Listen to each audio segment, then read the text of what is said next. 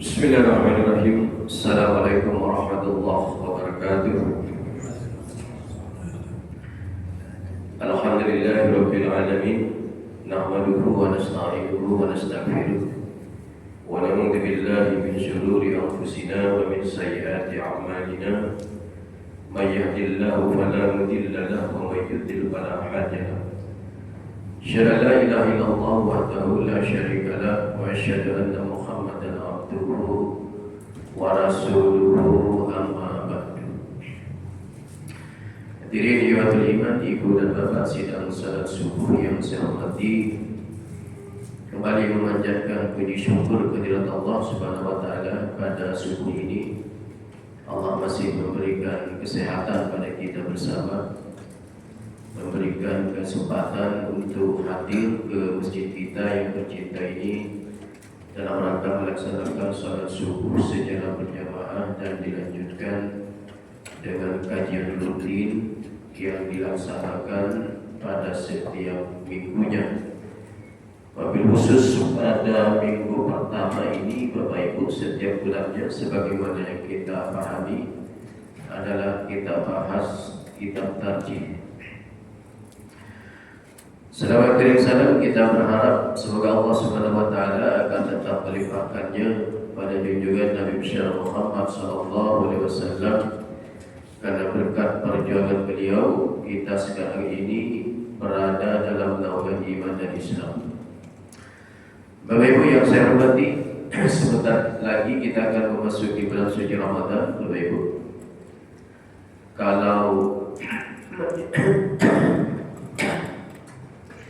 Kalau majelis tarjih sudah menentukan, yaitu pada tanggal 18 Februari ya.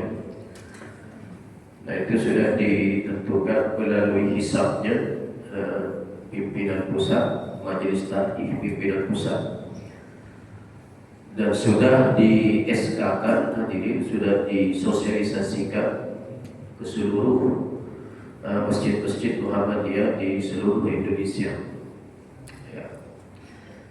Jadi kita tinggal menunggu penentuan dari pemerintah ya, apakah kita akan bersama atau akan berbeda ya. Di dalam kitab tarjih, Bapak Ibu, terkait dengan kaifiyatus siyam, bagaimana tata cara berpuasa, itu secara rinci dijelaskan di dalam tarjih, meliputi ada yang pertama kaifiyatus siyam, yang kedua ada namanya mubtilatus shaumi, yang ketiga ada namanya mayyajibu alaihil qada, dan yang keempat mujtanabus shaim, kemudian as-sahur wal iftar, dan yang terakhir adalah fadailul a'mal. Jadi cukup komprehensif Bapak Ibu tarjih membahas terkait dengan masalah Ramadan itu. Ya, yang sebentar lagi akan kita laksanakan, dan insyaallah akan kita bahas dari sekarang Bapak Ibu bagaimana metodologi tarjih dalam menentukan Ramadan. Ya. Yang pertama yang kita bahas adalah kaifiyatus siyam. Ya. Bagaimana tata cara berpuasa? Kapan kita harus berpuasa itu? Di dalam tarjih ada beberapa metodologi, Bapak Ibu. Ya, sebagaimana yang sudah lazim kita pahami. Salah satu hasilnya itu sekarang sudah diumumkan bahwa puasa itu menurut majelis tarjih akan dilaksanakan pada tanggal 18 Februari. Ya. Nah, yang pertama dalam kaifiyatus siyam itu, idza sahihta syahra Ramadan, jika Anda kalian menyaksikan datangnya bulan Ramadan, kata tarjih, apakah ini Bapak Ibu, apakah yang pertama biru yatil hilal, yang kedua au syahadatil adl, Yang ketiga, au bi istiqmal Sya'ban salasina yauman inhumah. Dan yang keempat, au bil hisab. Jadi ada 4 metode Bapak Ibu yang disampaikan di dalam tarjih terkait dengan pelaksanaan dan tata cara melakukan ibadah puasa itu. Ya. Jadi tidak memakai satu metode tarjih itu. Ada 4 metode yang ditawarkan di dalam tarjih. Jadi kalimat tidak sahih tasyahhud Ramadan ini, kalau sudah menyaksikan Anda datangnya bulan suci Ramadan, maka Anda besoknya harus berpuasa. Apakah menyaksikannya itu melalui metode yang pertama yang disebut dengan biru'yatil hilal, yang pertama. Jadi sebenarnya tarjih ru'yah itu bukan sesuatu yang asing, Bapak Ibu. Hadirnya Muhammadiyah itu dulu sebelum munculnya ilmu hisab masih memakai biru'yatil hilal. Nah, karena itu dalam metodologi tarjih yang pertama kali disebutkan memang biru'yatil hilal, munculnya hilal. Nah, munculnya hilal itu berarti dilihat oleh kita.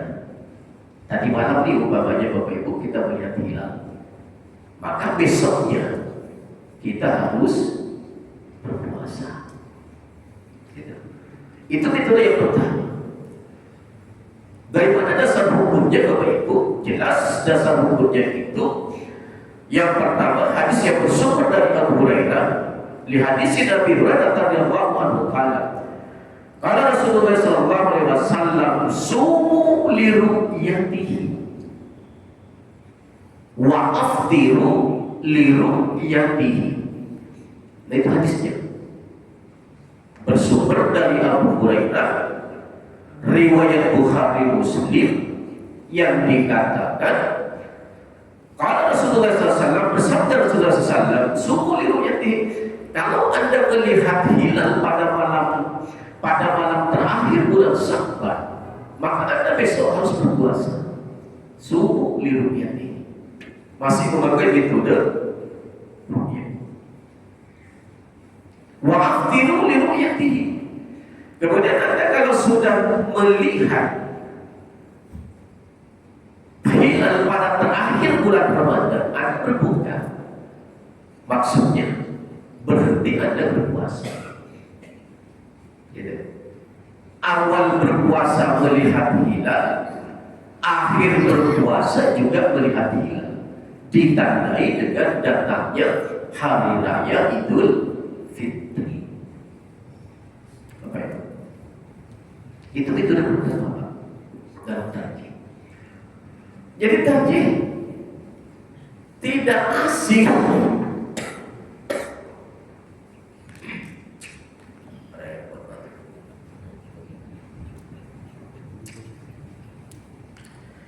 Jadi tarjih tidak asing Bapak Ibu dengan metode ru'yah itu.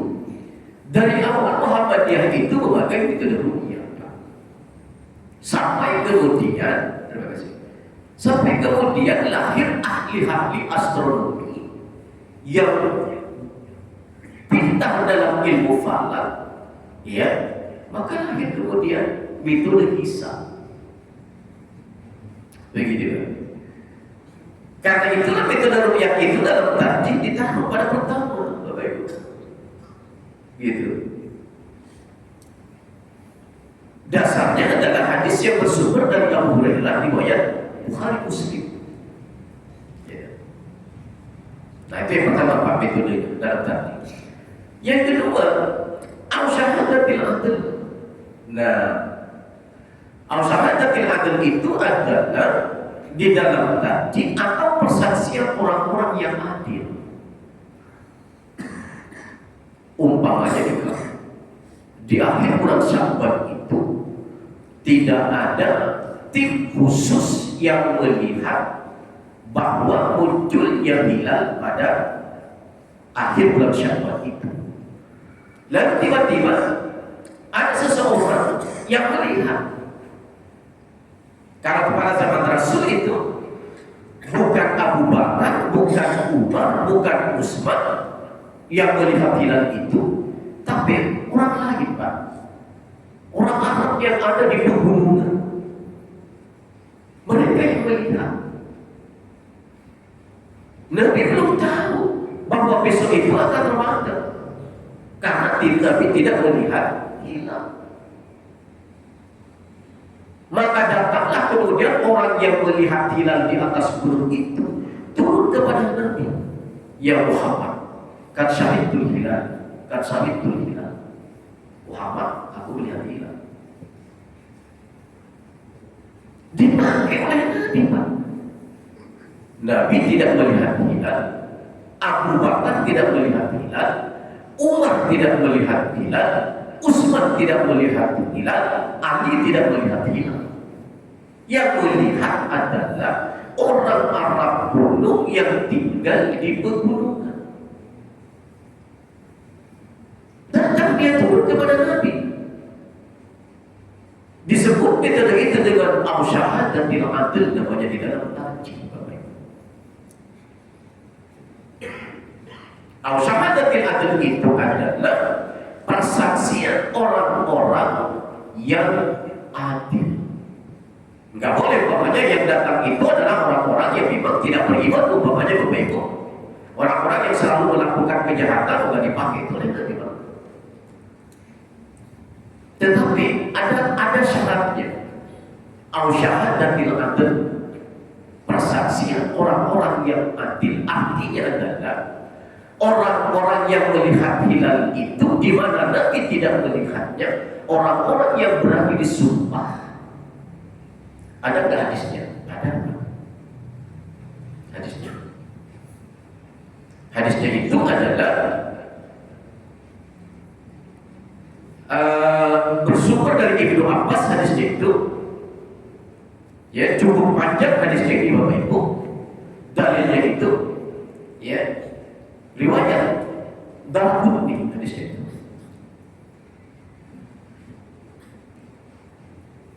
Dikatakan Ibnu Abbas itu adalah jangan Arabian ila Nabi sallallahu alaihi wasallam faqala inni ra'aitul hilal ya Rasulullah. Jadi ada seorang laki-laki yang tinggal di Arab, di pegunungan di Arab itu, Bapak Ibu. Kemudian dia melihat hilal lalu turun kepada Nabi.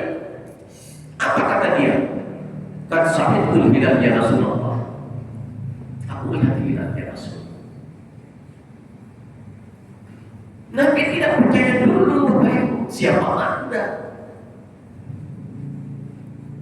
Karena Nabi pada sore itu tidak melihat hilal, tidak ada keinginan besoknya ingin melaksanakan puasa. Lalu begitu datang orang Arab gunung itu kepada Nabi dengan mengatakan kad syahidul hilal ya Rasulullah. Lalu Nabi bilang sama orang itu, apa kata Nabi?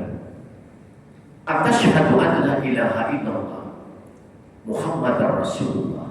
Mau enggak kamu bersumpah masa kita di masa kita, Bapak Ibu? Mau enggak Anda bersumpah bahwa tidak ada Tuhan selain Allah dan Muhammad itu utusan Allah?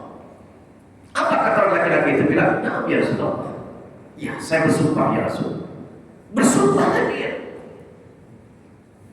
Lalu apa kata Nabi, Pak? Setelah laki-laki itu bersumpah, Nabi bilang, ya Bilal, adil fin nasi falyasumu ghadan. Coba, Pak. Nabi bilang sama Bilal, sampaikan pada umat, sampaikan pada masyarakat, besok kita puasa. Yang melihat hilal bukan Nabi, bukan sahabat, tetapi orang Arab gunung. Karena disumpah oleh Nabi, maka Nabi kemudian mempercayai, memanggil Nabi kepada Bilal, ya Bilal, adil fin nasi fasumu ghadan. Bilal sampaikan pada umat, sampaikan pada masyarakat, besok kita puasa. Bilal pada umat, Sumu ghadan. Jadi tidak satu metode Bapak Ibu menentukan puasa itu.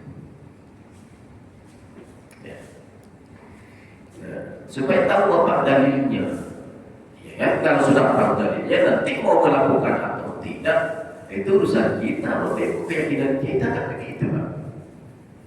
Ngapain kita cek-cek masalah itu? Wah, saya pakai ini ya silahkan. Toh nggak bisa sama mencontohkan kok. Gitu, Pak. Jadi adem hidup itu, Pak. Tenang, damai, bersatu kita, sholat subuh kita bareng-bareng, walaupun menentukan metode Ramadannya berbeda. Kan indah kalau begitu, Pak. Ya. Yang jelas tidak satu metode yang dilakukan Nabi. Dua, ada metode yang ketiga, Bapak Ibu, disebut dengan awil hisab. Dihitung oleh Nabi. Ya, bulan Syawal itu berapa hari? Kapan tanggal satunya? Ya kan? Itu dilakukan oleh Nabi dalam hadis memang ketika kondisi alam tidak bersahabat, Bapak Ibu mendung. Ya, nanti akan saya jelaskan hadisnya, Pak. Ya kan? Ini disebut juga sampai awil hisab, awil istiqmal di Sya'ban salasina yawman rumah, Bapak Ibu. Jadi syaratnya karena pada saat itu kondisi alam tidak bersahabat, mendung, Pak. Nggak bisa melihat hilal. Dihitunglah oleh Nabi dengan kalimat biistiqmal Sya'ban salasina yawman rumah. Jadikan bulan Sya'ban itu menjadi 30 hari. Dihitunglah oleh Nabi tanggal 1 bulan Sya'ban itu hari apa? 2, 3, 4, 5 sampai menggenapkan menjadi 30. Baru besoknya puasa. Ada hadisnya? Ada, Pak. Bersumber dari Abu Hurairah hadisnya. Apa kata Nabi? Lihat di sini Abu Hurairah radhiyallahu anhu qala, fa in ubiya alaikum fa'akmilul iddata Sya'ban salasina. Riwayat Bukhari Muslim. Kalau pada saat itu, pada di terakhir bulan Sya'ban itu Anda tidak bisa melihat hilal karena kondisi alam tidak bersahabat, Anda mendung saat itu, maka genapkan, hitung bulan Sya'ban itu, hisab bulan Sya'ban itu menjadi 30 hari. Hisab. Dan inilah yang dipakai oleh Nabi, Pak. Kenapa? Karena jauh-jauh sebelumnya sudah bisa dihitung. Gitu, Pak. Nggak repot kita, Pak. Kalau pada malam itu dilihat, ada yang bisa lihat, ada yang tidak. Bapak sekarang sholat, kan enak Pak tinggal lihat ini. Ini hasil hisab. Nggak perlu lagi kita lihat. Oh subuh nih, oh duhur nih, oh asar nih. Nah, kita langsung lihat. Zaman Rasul ada nggak begini? Nggak ada. Nabi kalau mau sholat subuh, lihat Nabi. Oh sudah fajar sini ya. Sholat tuh Nabi, Pak. Nggak ada begini. Oh sudah duhur ya. Sudah pas ada sedikit lebihnya. Oh duhur. Sholat tuh Nabi, Pak. Asar lebih banyak bayangannya dari bendanya. Masuk asar, sholat tuh Nabi. Nggak ada lagi melihat ini. Apa artinya, Pak? Kemudahan yang dilakukan oleh ahli, profesor-profesor yang ahli dalam bidang ilmu hisab, sehingga kita sekarang duhur 12.06, asar 15.28, Maghrib 16.20. Nggak perlu kita lihat lagi, Pak. Oh subuh nih, oh duhur nih. Dipermudah kita dengan ilmu hisab itu, Pak. Kenapa? Ada orang bertahan, Bapak Ibu, hormati Bapak Ibu. Ada orang bertahan.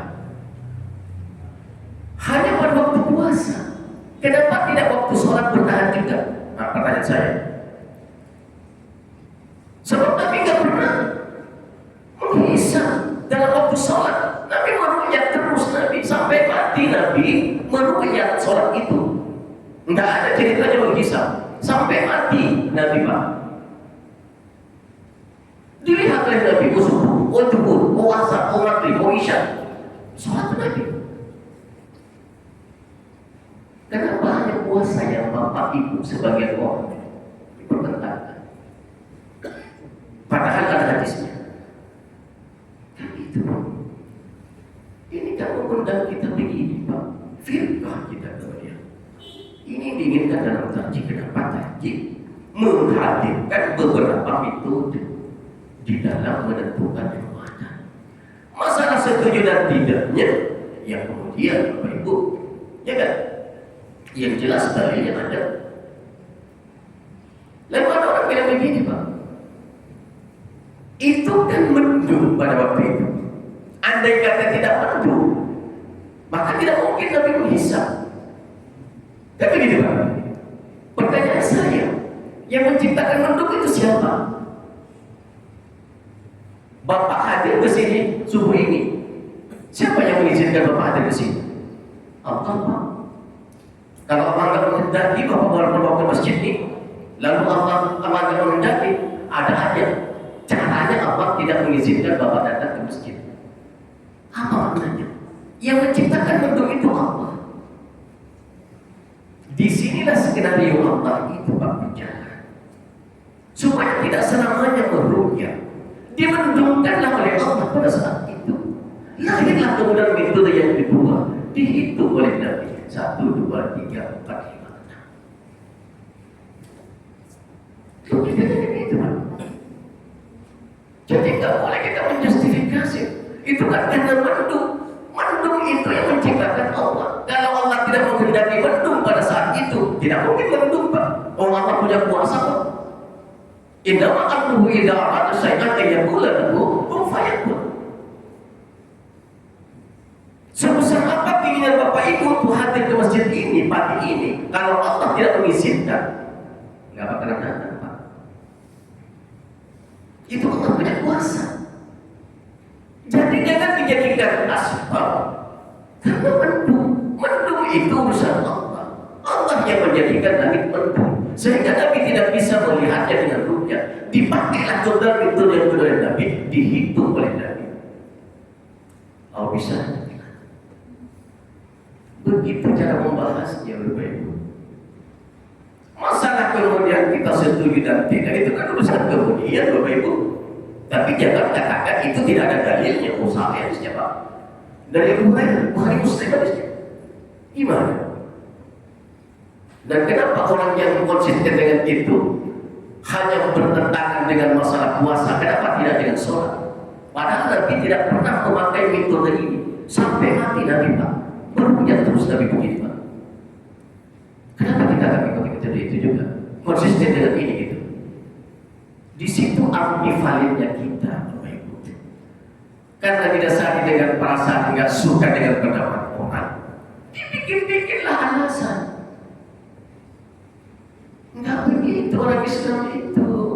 Orang Islam itu selama ada dalil, lakukan.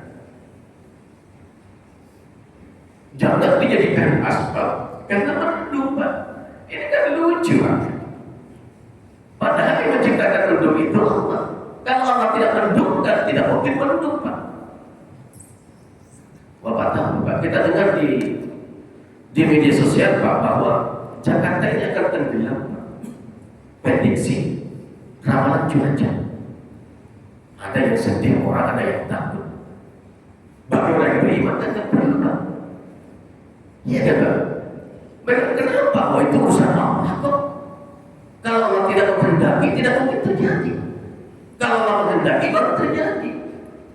Nggak perlu kita repot-repot walaupun diprediksi Jakarta akan tenggelam dalam ramalan cuaca itu. Ngapain kita repot-repot Pak? Kita sedih, kita sakit nanti jadinya. Serahkan sama Allah. Yang penting kita ada berusaha.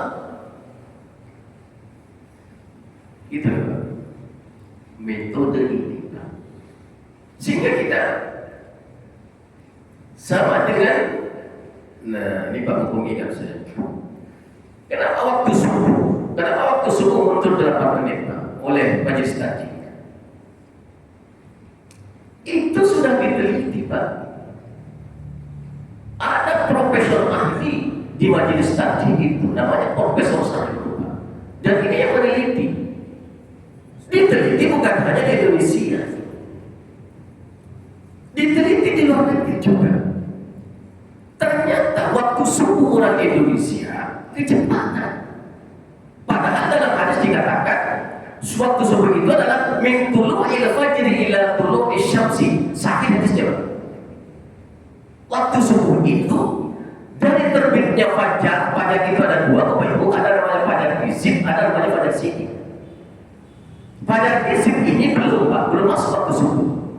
Fajar sidik ini baru waktu subuh. Ternyata dalam penelitian itu Bapak Ibu, yang ahli dalam falak itu, profesor itu, waktu subuh di Indonesia itu malam-malam. Belum masuk waktu subuh, harus mundur 8 menit baru masuk waktu subuh terbitnya fajar sidik itu. Kalau kita dari mana kita akan menentukan? Oh itu sudah fajar sidik. Ya. Diteliti. Ada 3 perguruan tinggi yang meneliti itu Pak. Ada Ahmad Dahlan, ada Universitas Lampung, Sumatera, dan ada kemudian Universitas yang ada di Yogyakarta. Tim ahli profesornya dikerahkan untuk meneliti. Maka ketiga perguruan tinggi itu melahirkan sebuah kesimpulan, waktu subuh di Indonesia terlalu malam, belum terbit fajar sidik. Padahal hadisnya min tulu'il fajri ila tulu'is syamsi, dari terbit fajar sampai terbit matahari. Jadi melalui ilmu Pak. Ini diterapkan di sini 8 menit mundur. Itu penelitian Pak, nggak bisa dibantah Bapak Ibu. Oh ahlinya. Bapak ada nggak Bapak Ibu yang dalam waktu dekat pulang dari rumah hari ini? Bapak gimana? Di Madinah, kemudian di Arab itu terang banget Pak subuh itu. Di sana itu subuh itu jam. Saya baru pulang Pak 3 hari yang lalu Pak. Terang banget waktu subuh. Pantas Arab Saudi itu memakai dalil min tulu'il fajri ila tulu'is syamsi. Indonesia enggak. Coba tadi salat subuh kita. Gelap tuh Pak sini. Penelitian ini sudah dilaporkan kepada Kementerian Agama. Kementerian Agama tidak menerima. Ya biarkanlah. Yang namanya kebenaran itu kan tidak mesti orang menerima semua. Diuji coba di luar negeri, di Australia, betul Pak. Hanya di Indonesia Kementerian Agama belum menerima. Nggak tahu nih Kementerian Agama sekarang ini Bapak Ibu berarti menerima atau tidak itu ya. Ya. Itu Pak. Jadi hasil penelitian, hasil ilmu falak menentukan waktu subuh itu. Kita kan nggak pernah Bapak sholat, Ibu sholat kan nggak pernah kita melihat fajar. Langsung kita melihat jam sekian lewat sekian. Kenapa orang-orang yang konsisten dengan 1 Ramadan itu tidak konsisten juga dalam waktu sholat? Padahal jelas Pak, kalau sholat itu sampai mati Nabi melihat meru'yah, tidak pernah Nabi menghisap. Tapi Ramadan ada masanya meru'yah, ada masanya menghitung Nabi, ada masanya usahadatil adad. Semuanya ada dalilnya, ada hadisnya. Kenapa kita tidak mengikut?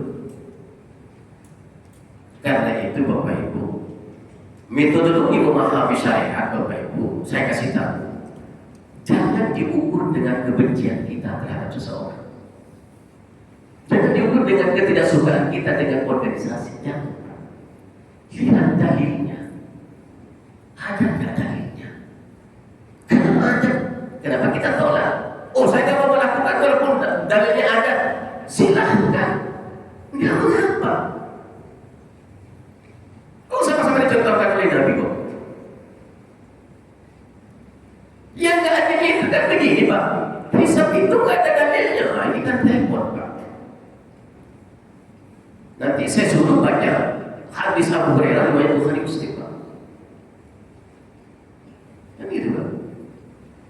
Itu kita, Pak. Kita belum bisa orang Indonesia ini mengkondisikan hati kita, Pak. Aplikasi kita lebih banyak ditentukan oleh hati kita. Ketika hati kita nggak suka dengan orang, nggak suka dengan organisasi, walaupun punya dalil, nggak mau ikuti, Pak. Di situ lemahnya kita. Zaman Rasul nggak ada begitu, Pak. Ya, semua ikhlas zaman Rasul itu. Zaman sahabat juga begitu. Kalau ada yang nggak suka sahabat, Nabi langsung ditegur Nabi oleh sahabat. Itu hebatnya. Nah, Bapak Ibu, oleh karena itu terkait dengan penentuan Ramadan yang dalam takjik ini, ada memakai biru yang hilal, ada memakai al-sahadatil adl, ada juga memakai al-bil hisab, al-bil istiqmal sabar salasina ba'in gumah. Jadi semua metode itu ditaruh dalam takjik, Pak. Apa maknanya? Ketika orang memakai metode pertama, bagi takjik silahkan. Ketika orang memakai metode kedua, bagi takjik silahkan. Ketika orang memakai metode yang ketiga, bagi takjik silahkan. Tidak diharuskan. Anda batal puasa Anda kalau tidak sama dengan takjik. Enggak tuh, Pak, takjik enggak begitu, Pak. Di situ hebatnya Pak takjik itu. Berkemajuannya itu di situ takjik itu. Berkemajuan. Enggak dikit-dikit salah, dikit-dikit masuk neraka. Enggak tuh, Pak, takjik enggak begitu, Pak. Selama ada dalil dan dalil itu adalah sahih. Nah, itu enaknya Pak takjik itu.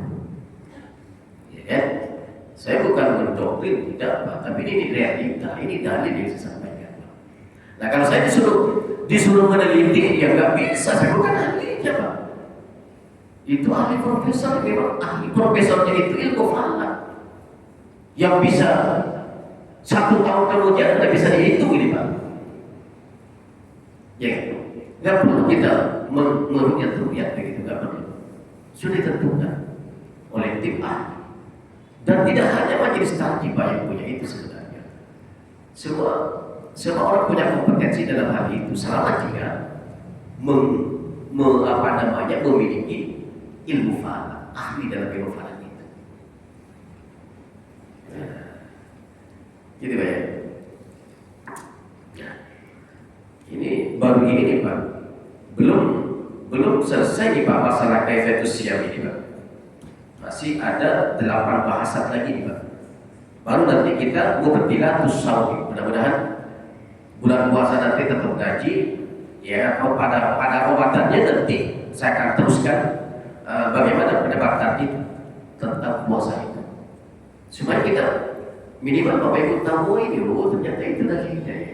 Ada juga dalilnya ya. Nah, itu, Pak. Jadi kita tidak meraba-raba. Oh, ini salah. Nah, gitu. Bapak Ibu yang saya hormati, saya tadi suruh sampai jam 6.45, Pak. Ini lebih 5 menit dulu, Pak. Gak apa-apa. Silakan kalau ada pertanyaan, Pak. Oh, sebentar lagi. Silakan pertanyaannya kalau begitu. Assalamualaikum warahmatullahi wabarakatuh. Waalaikumsalam warahmatullahi wabarakatuh. Silakan, Pak.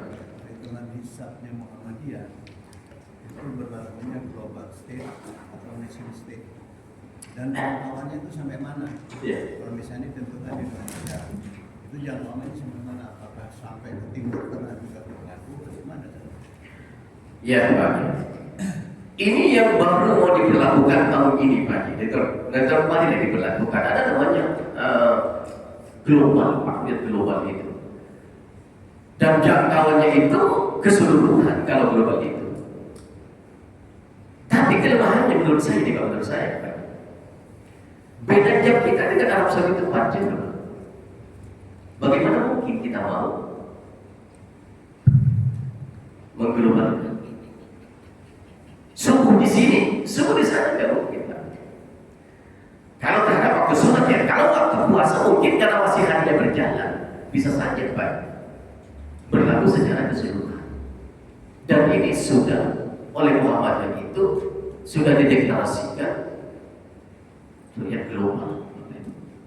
Ya, kalau 2 tahun yang lalu masih ke belakang, masih parsial. Makanya terjadi perbedaan. Nah sekarang semestinya tidak ada perbedaan lagi nih Pak. Kalau itu dipakai Pak. Tapi kalau nggak dipakai tetap aja ada perbedaan. Karena metodologi ru'yah itu akan berbeda dengan metodologi Islam. Gitu Pak. Ya kan? Dulu Pak, berapapun hilal itu di atas ufuk, itu sudah masuk Ramadan dulu Pak. Sekarang ada lagi keputusan negara-negara Asia bersama itu mau di hilal itu harus 5 derajat. Kalau ditentukan disepakati 5 derajat, tidak mungkin pernah bersama dengan hisab. Tidak mungkin Pak. Sampai kiamat tidak mungkin. Nah itu manusia loh Pak yang menentukan harus 5 derajat, manusia. Bukan hadis loh. Hadis mengatakan yang penting di atas ufuk. Kan gitu Pak. Ini manusia. Kesepakatan 5 negara itu bahwa hilal itu harus 5 derajat di atas ufuk. Itu sampai kiamat nggak akan pernah ada kesamaan dengan metode Islam. Ya, oke. Gitu. Nah, jadi kalau global itu memang juga bukan. Nah, hanya kan apa ya PB kita sendiri kalau untuk sholat nggak mungkin. Tapi untuk puasa kadang-kadang sama hanya beda jam. Nah, itu manfaatnya global itu, Pak. Nah, pernah kemarin di pimpinan wilayah dijelaskan itu, Pak, oleh Profesor Sartono itu. Global itu, Pak. Jadi menjangkau kepada dunia. Ya minimal Asia lah, nah, gitu kan? Minimal Asia. Hanya kan menerima enggak negara-negara lain itu permasalahannya kemudian.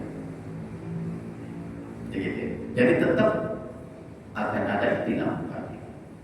Yakin saya seperti itu. Silakan ada lagi. Ada lagi pertanyaan Pak Ibu? Ibu ada pertanyaan? Ayo Pak, yang mudah bertanya Pak. Biar jelas Pak. Kalau tidak ada lanjutkan bisa, masih ada waktu. Ya. Ada 1 poin lagi ya Bu? Silakan. Silakan Ustaz. Ada. Masih ada lagi yang poin yang disampaikan? Silakan, satu waktu masih ada. Oh, tanggung nih kalau disampaikan. Fasul mukhlisan liyadaka lillahi ta'ala wa tabi'i siyam qabla al-fajr. Ini tanggung nih kalau disampaikan. Silakan kalau pertanyaannya. Biar tinggal waktunya tinggal 5 menit selesai ya.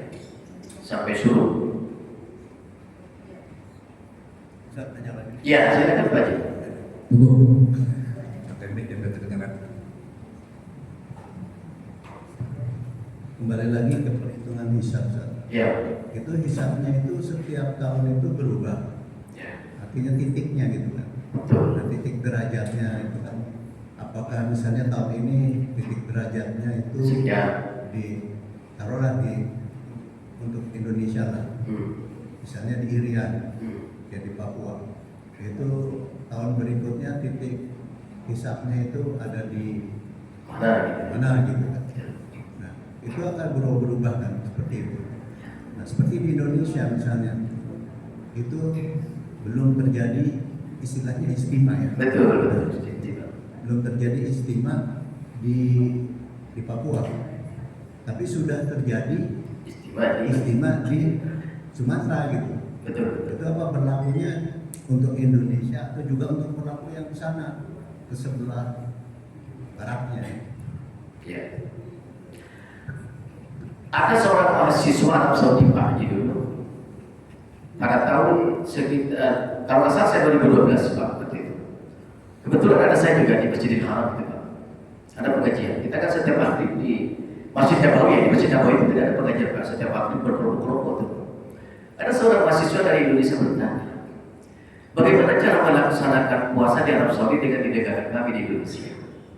Itu Pak pertanyaannya. Apa kata Syekh? Anda mengikuti ketentuan negeri Anda. Kami mengikuti ketentuan negeri kami. Kata Syekh itu Pak, ada saya di situ Pak, 2012. Apa artinya? Kalau Al-Quran kan mengatakan apa namanya, pasti akan bergeser terus. Kan gitu Pak. Jadi tahun ini umpamanya titiknya di Jakarta, besok tidak akan lagi titiknya itu di Jakarta. Itu kan Al-Quran menyebutkan ada nasi tidak berputar terus begitu. Nah kata itu, kenapa pada zaman Rasul tidak dijelaskan serinci-rincinya Pak? Karena tidak ada istilah begitu, tidak ada kejadian seperti itu Pak. Kalau saja ada perbedaan antara Yaman umpamanya dengan Arab Saudi, pasti Nabi menjelaskan. Tapi kan enggak. Tidak terbayangkan bahwa Islam itu ada juga di Indonesia sekarang. Ini yang menyebabkan kemudian bergeser nilai-nilai penentuan itu berbeda. Jadi memang saya setuju dengan pendapat Syekh di Madinah itu memang itu Anda mengikuti ketentuan Anda yang ada di negara Anda. Kami di Arab Saudi akan berbeda karena jalannya antara Indonesia dengan Arab Saudi berbeda. Jadi kalau kita kesimpulan kita menghisapnya itu adalah itu Indonesia bisa akan berbeda nanti dengan negara lain. Walaupun saya bukan ahlinya itu Pak Haji, itu ada ahlinya Bapak Ibu. Begitu. Sampai 5 tahun ke depan sudah bisa ditebak Bapak Ibu. Gimana gak hebat Ibu bisa itu? Luar biasa. Ya, jangan dikatakan itu tidak contoh Nabi. Salah Pak. Nabi juga mencontohkan itu. Itu oleh Nabi. Tapi kondisinya pada saat itu adalah tidak bersahabat mendung. Yang menciptakan mendung itu siapa? Ya Allah. Kalau mendaki nggak usah mendung, selama Nabi hidup bisa terjadi itu Pak. Itu urusan Allah kok. Iya kan? Nah, jadi begitu Bapak Ibu. Bagaimana kita memiliki kelegoan terhadap pendapat selama ada dalilnya. Jangan disalahkan. Biarkan saya melakukan seperti ini, ibu melakukan seperti itu, bapak seperti itu. Tidak mengapa. Dan enak kita Pak. Oh besok ada lebaran, besok ada puasa. Oh iya, oh saya hari ini puasa. Enggak ada, besok ada boleh. Dan enak Pak. Hidup itu tenang gitu Pak. Ya, ini sengaja kita mau diadu di Pak kita. Berpecah belah. Nah, orang yang memutuskan silaturahmi, benci sama sebuah kelompok, masuk surga enggak Pak? Enggak Pak. Ya gitu Pak. Jadi jangan karena enggak suka dengan pendapat Ramadan, lalu kita benci, kita enggak masuk surga Pak. Orang membenci itu tempatnya di neraka Pak. Hati-hati Pak. Ya. Lagi ikhlas saja kita dalam menerima pendapat orang lain selama ada tadi. Ya. Ada hadis yang tegas Pak. Yang bahwa orang yang sirik, orang yang berdengki itu tidak akan pernah masuk surga kecuali dia bertaubat. Nah, gitu Pak. Jadi enjoy aja kita Pak melakukan itu Pak. Ya kan? Dalil yang kita butuhkan. Kalau ada dalilnya silakan. Kalau enggak, jangan. Enggak suka dengan kita, ya jangan kerjakan. Kenapa repot? Gitu. Silakan Pak, kalau ada lagi Pak. Masih ada 1 menit. Memang istimanya itu. Ya, dulu ada pertanyaan di baru. Istimanya itu. Apakah Ya. istimanya itu di Indonesia atau juga istimanya yang ada di luar Indonesia? Pasti berbeda kalau itu banyak. Artinya yang ditentukan oleh Muhammadiyah itu istimanya hanya yang di Indonesia hitungannya. Iya. Atau juga beberapa titik di beberapa negara gitu. Nah itu kan kesepakatan dari 5 negara itu sebenarnya Pak. Dan saya tidak paham begitu Pak. Ya enggak ahli dalam itu Pak. Itu bagian astronomi dari pimpinan pusat Majelis Taklim Muhammadiyah Pak. Yang punya gitu. Maka saya menyarankan coba undang ke sini, undang ke As-Sudaini Pak, Profesor Sartono itu. Lengkap Pak analisanya itu. Kan kita nggak bisa. Gitu. Undang ke sini, saya sudah sarankan itu, undang ke As-Sudaini dan kasih tahu pada masjid-masjid itu supaya ikut. Gitu. Saya udah bilang sama Pak Mas, undang aja. Kasih mau kau dari undang. Untuk menjelaskan bagaimana istimewa itu sebenarnya berlaku di Indonesia atau tidak gitu kan. Tapi yang jelas yang dilakukan oleh Majelis Taklim selama ini adalah untuk Indonesia. Begitu hasilnya itu. Ya, sama dengan pendapat Syekh Majid itu. Begitu. Silakan. Oke, assalamualaikum warahmatullahi wabarakatuh. Assalamualaikum warahmatullahi wabarakatuh. Jadi saat tanggal 17 Februari nanti kan akan terjadi gerhana matahari cincin ya, walaupun tidak melintas di Indonesia. Apakah itu bisa jadi patokan bahwa tanggal 18 Februari nanti sudah masuk Ramadan? Karena artinya sudah terjadi ijtima ya. Kalau menurut tadi ya Pak, tapi itu kan bisa dirubah lagi. Tanggal 18 itu ada puasa. Gitu. Disetujui atau tidak oleh pemerintah? Tetap jalan. Gitu Pak. Nggak mungkin dirubah lagi Pak. Kecuali ada kesalahan saat begitu. Tapi kan nggak mungkin Pak. Itu pasti Pak. Susah kita. Ya kan? Itu pasti nggak mungkin Pak. Terubah. Tanggal 18 akan awal Ramadan ya sudah karena sudah di-SK-kan pimpinan pusat. Bahkan sampai kepada Idul Adha udah tentukan. Nggak bisa. Sekarang tinggal orang mau ikut atau tidak silakan. Iya kan Pak? Enggak juga dipaksa bahwa harus ikut, ibu harus ikut. Ya. Ya gitu, tinggal keyakinan kita. Nah untuk dirubah nggak mungkin Pak. Tetap tanggal 18 itu nanti puasa. Gitu. Nah saya beritahu itu bahwa tanggal 17 itu ada gerhana ya. Ada gerhana. Gitu Pak, nggak mungkin dirubah. Hasil malak itu nggak mungkin Pak dirubah. Ada lagi Bapak? Cukup? Cukup Ustaz, silakan ditutup Ustaz. Ya. Cukup. Oke. Bapak Ibu yang saya hormati, satu harapan kita Bapak Ibu mudah-mudahan Allah memberikan kesehatan pada kita. Ya kan, sehingga kita bisa mengikuti sampai selesai kajian puasa dalam pandangan tadi. Bapak Ibu nanti tadi itu kan kalau bilang ada dalilnya loh dalilnya. Nggak ada dalilnya, nggak ada Pak Ibu. Selalu ada dalil. Karena konsepnya itu kan ar-ruju'u ilal Qur'ani was sunnah. Kembali kepada Al-Quran dan hadis. Nggak ada ayatnya, nggak ada hadisnya, nggak dipakai dalam kajian. Nah, saya ingin bahasan puasa ini secara komprehensif selesai Bapak Ibu, sehingga kita bisa memahami bagaimana pandangan tadi terhadap puasa itu. Bagaimana cara pembakar puasa itu, bagaimana yang bisa membakar itu siapa, amalan-amalan apa yang diutamakan itu rinci di dalam tadi dengan dalilnya. Dengan dalilnya. Tidak ada yang tidak ada dalilnya, nggak ada. Dalam tadi pasti ada dalilnya. Saya kira itu Bapak Ibu, kajian kita mudah-mudahan mendapat ilmu pengetahuan pada kita bersama. Walaupun ada yang suka dan tidak, ada yang setuju dan tidak, itu biasa. Ya. Para sahabat Rasul pernah nggak terjadi yang lain suka, yang lain tidak pernah. Hanya nggak pernah dibuka.